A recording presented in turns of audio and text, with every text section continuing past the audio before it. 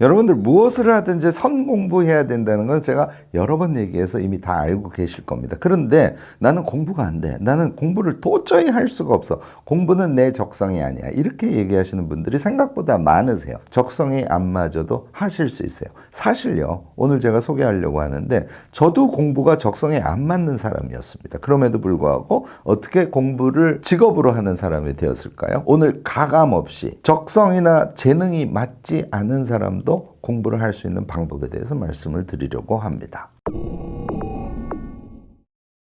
유하, 무엇이든 세 가지로 가르쳐 드리는 명지대 교수 김익환입니다. 오늘은 적성에 맞지 않아, 재능이 없어 라고 이야기하시는 분들도 공부를 왜 해야 되는지, 그리고 공부하는 것을 어떻게 자기 몸에 붙일 수 있는지에 대해서 조금 더 직설적으로 이야기하는 시간을 가지려고 합니다. 공부는요, 재능이나 적성이 아니라 결론적으로 얘기하면 노력이에요. 그런데 노력도 그냥 한다고 되는 건 아니죠. 그래서 노력을 어떻게 하면 우리가 공부형 인간이 될 수 있는지에 대해서 제 나름대로 오늘은 조금 강한 어조로 여러분들께 말씀을 드려보려고 합니다. 무조건 선공부를 하셔야 성공해요. 이거는 이제 다 아시죠? 자, 예를 들어서 내가 퇴임을 했어. 그래서 창업을 할 거야. 뭐 그냥 치킨집을 낸다고 치시자고요. 우리가 제일 이해하기 쉬우니까. 치킨집을 내는데 몫이 어떻게 형성되어지는 것인지에 대해서 공부를 하지 않았어요. 또 SNS를 통해서 마케팅을 하는 방법에 대해서 전혀 모르고 있어요. 그냥 프랜차이즈 하나 소개받아서 친구가 좋다 그러니까 그것을 털컥 시작을 했어요.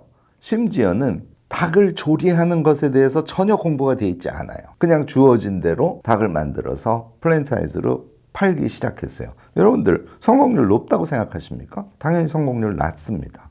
선공부한 사람은 성공률이 당연히 높겠죠. 우리가 무엇인가를 하려면 그것을 이해하려는 공부, 그냥 이해하려는 공부를 대충 하셔서는 안 돼요. 지속 공부, 그리고 끝을 보는 공부. 그러니까 공부가 완료돼야 나는 그것을 실행할 수 있어. 이런 태도로 공부를 하는 게 전제가 되지 않으면 우리 성공할 수 없습니다. 또 하나는요, 지금 제가 말씀드린 것의 연장선인데 공부는 선택이 아니라 필수라는 거예요. 재능이나 적성이 돼야 공부를 할 수 있어. 결국은 공부 불평등론 같은 것을 여러분들이 신뢰한다는 것인데요. 만약에 나는 적성의 면에서도 그렇고 재능의 면에서도 그렇고 공부는 꽝이야. 그러면 여러분들은 실패하는 인생을 사실 겁니까? 그렇지 않죠. 여러분들은 무의식에서부터 공부 불평등론을 완전히 몰아내셔야 됩니다. 공부는 누구나 할 수 있는 것이고 당연히 나도 할 수 있는 것이다라고 이제부터는 확신을 가지시는 것이 엄청 중요해요.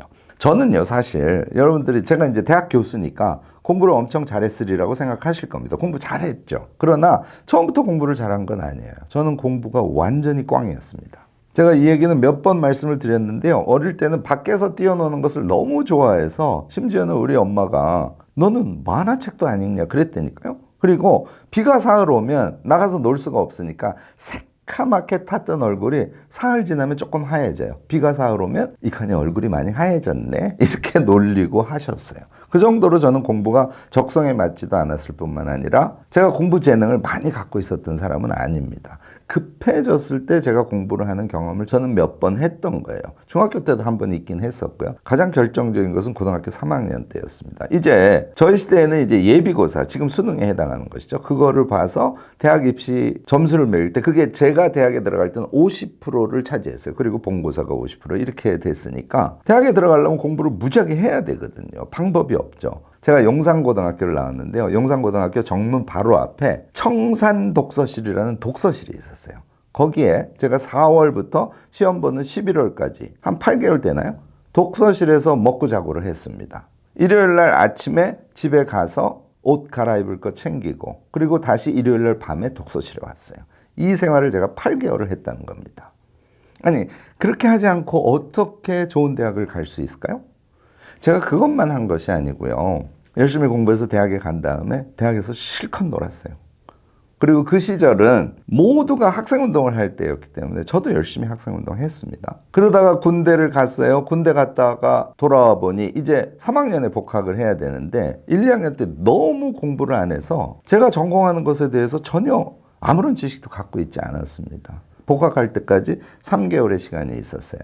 그때 제가 매일 4시간 반 자고 하루에 18시간을 공부하는 3개월의 시간을 가졌습니다. 4학년 졸업할 때까지 제 전공에서 봐야 할 책들, 논문들, 그것을 대부분을 그 시간에 한꺼번에 다 읽어냈어요. 자, 제가 저를 이렇게 얘기하는 게 좀 뭐하지만 정말 피눈물 나는 노력을 해서 공부에 제가 적응을 할 수 있었던 것이죠. 그것만 있었던 게 아닙니다. 이런 경험을 제가 하니까 저에게 결정적인 시간이 왔을 때 공부가 내 적성에 맞지 않고 내가 공부 재능이 없다고 하더라도 정말 피나는 노력을 통해서 그 산을 나는 넘을 수 있어 하는 자신감은 제가 있었습니다. 그래서 유학을 갔어요. 유학 생활을 쭉 마치고 이제 박사학위 논문을 써야 돼요. 그런데 제가 일본의 동경대학에서 유학을 했는데요. 요구하는 논문의 수준이 비교적 높은 편이겠죠. 그 당시에 저의 일본어 실력으로 논문을 쓰긴 했지만 완벽한 일본어가 되지 않았겠죠.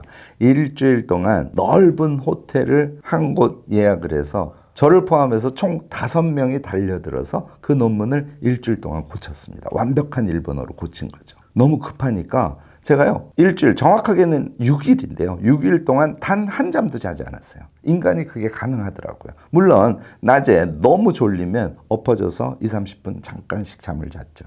그런데요, 급하니까 이게 가능하더라고요. 이렇게 해서 제가 박사학위를 딴 거예요. 그리고 대학 교수가 됐던 것이고. 자, 여러분들 제가 지금 오늘 말씀드리는 게 저에 대한 자랑이라고 듣지 말아주시기 바랍니다. 정확하게는 저의 생존을 위한 노력이었어요. 그 노력의 과정 없이 어떻게 우리가 우리의 인생을 개척해 가겠습니까? 다시 말씀드리지만 선 공부는요, 필수예요. 우리의 인생을 살아가는데. 여러분들도 무엇인가 자기다운 인생을 지금부터 개척해 가려고 할 때 공부 포기하지 마시기 바랍니다. 아, 나는 공부가 적성에 맞지 않아. 나는 공부 재능이 없을 것 같아. 이러한 변명거리를 자신의 무의식 속에서 완전히 빼버리시기 바랍니다. 이런 의식의 전환이 저는 공부의 출발이라고 생각하는 거예요. 자, 오늘 영상에서 제가 여러분들께 강조하려고 하는 것은 노력, 그것이 공부 그 자체다라는 얘기겠죠. 자, 그러면 어떻게 우리가 노력을 할 수 있을까에 대해서 지금부터 3가지, 이 3가지는 꼭 지켜주세요 하는 차원에서 말씀을 드리려고 해요. 첫 번째는 이유를 대지 말라는 거예요.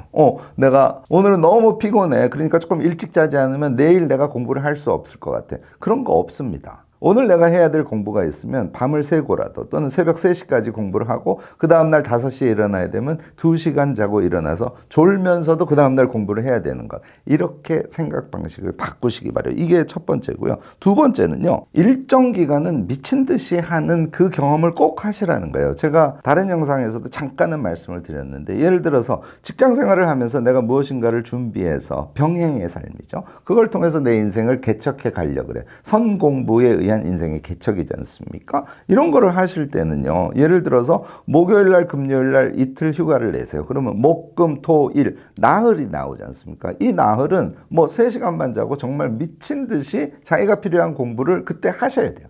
그렇게 해서 내가 그것을 할 수 있는 사람이야 라는 가능성, 라는 자기의 내재적인 힘 같은 것을 꼭 느끼셔야 됩니다. 그래야 노력이 실제로 가능한 것이거든요. 3번째는요. 작은 성과를 설계하는 그런 공부법을 몸에 익히셔야 돼요. 그러니까 예를 들어서 내가 노무사 시험을 준비하고 있어. 그러면 노무사 시험에 합격할 미래에 대한 상상을 하는 거 엄청 중요하죠. 그러나 그것보다 훨씬 더 중요한 것은 오늘 내가 공부할 것을 아주 구체적으로 계획을 세워서 오늘 공부를 끝내면 여기까지 완전히 마스터할 거야 라는 작은 성취의 목표를 정확하게 설정하는 겁니다. 당연히 일주일 단위로 하셔야 되는 거고요. 심지어는요, 1시간 공부를 할 때 여기에서 1시간 공부를 하면 내가 적극적으로 그 시간을 공부에 투여를 했을 때 나에게 얻어진 성과가 무엇인지를 구체적으로 설정하시라는 거예요. 이 설정의 결과로 나는 작은 성취를 했네 하고 기뻐하고 칭찬하고 이것을 반복할 때 여러분들은 공부를 하실 수 있게 되는 겁니다.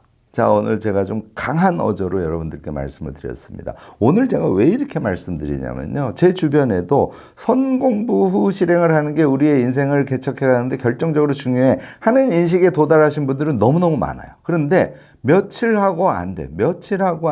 나는 공부에 적성이 안 맞아. 나는 공부가 아닌 다른 길을 택해봐야 돼. 이렇게 생각하시는 분들이 너무너무 많다는 거예요. 그리고 그 이유를 자기가 본성적으로 공부에 맞지 않은 사람 아닌가 이런 생각을 자꾸 한다는 거예요. 자, 그것은 어떨 때 성립 가능해요? 공부를 하지 않고도 후실행이 가능하다는 전제가 있을 때만 가능합니다. 예를 들어서 제가 육체 노동을 하는 어떤 직업을 선택하려고 그래요. 공부 없이 가능할까요? 그렇지 않습니다. 그 육체 노동도요, 제가 deliberate practice라는 용어를 쓰죠. 그러니까 그 육체 노동을 어떻게 미세하게 하면 정확하게 할 수 있는지, 효율적으로 할 수 있는지, 내 몸에 부담을 줄이면서 그 노동을 할 수 있는지, 이것도 다 선공부예요. 심지어는 그렇다는 얘기죠. 어떻게 우리가 공부를 하지 않은 상태에서 자신이 선택한 그 길에 효율적으로, 성과적으로 대응할 수 있겠습니까? 효율적으로, 성과적으로 대응하지 않는 그 일이 자기에게 어떻게 기쁨을 줄 수 있겠습니까? 여러분들 오늘 제 영상 듣고 너무 강한 어조로 얘기했다고 서운해하지 마시고요. 우리 자신을 정말 긍정적으로 좀 봐주셨으면 좋겠어요. 나는 할 수 있다. 그리고 오늘 제가 말씀드린 3가지 실전 반드시 바로 해보시고요. 조금씩 성과를 얻으시면서 공부는 필수야. 따라서 내가 적성에 안 맞는 것이 아니라 이렇게 산을 넘고 나니까 나도 가능한 사람인 것 같아. 여기까지 도달하시고 좀 더 노력의 강도를 높여주는 그런 연습들을 좀 지속해 보셨으면 합니다. 그렇게 해서 우리 모두 선공부 후 실행이 가능한 사람이 돼서 우리가 바라는 그런 인생을 제대로 한번 도전적으로 살아가 보면 좋지 않을까 싶습니다. 그것이 나다운 삶을 살 수 있는 어찌 보면 유일한 길일지도 몰라요. 여러분들도요, 선공부 후실행과 관련해서 공부가 잘 되지 않을 때, 공부가 잘 맞지 않는다고 생각이 됐을 때 나름대로 대응하는 방법들을 갖고 계시지 않을까 싶습니다. 적극적인 댓글로 지혜 나눔 부탁드리고요. 오늘 제 영상이 도움이 되셨다면 좋아요, 구독, 알림 설정까지 꼭 부탁드리겠습니다.